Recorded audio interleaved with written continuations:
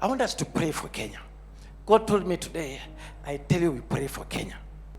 Father, in the name of Jesus, I raise this flag. This is the flag of Kenya. We stand here because of this nation. Lord, we pray for leadership of this nation.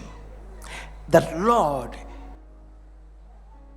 you touch leadership of this nation. You give the right direction. That you provide guidance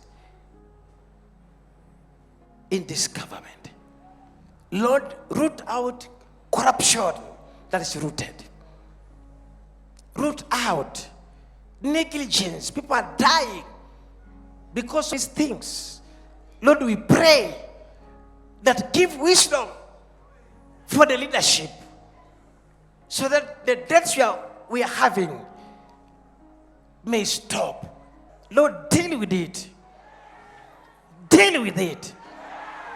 Deal with it. Bring salvation to this nation, Kenya.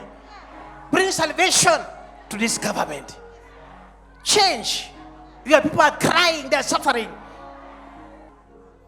Things are in awkward position because of leadership. Lord, we pray for the right leadership, for the right direction. Lift every leader you have chosen. Lord, we pray for every leader you have chosen, that will give them wisdom to do what will help this nation, to help your people.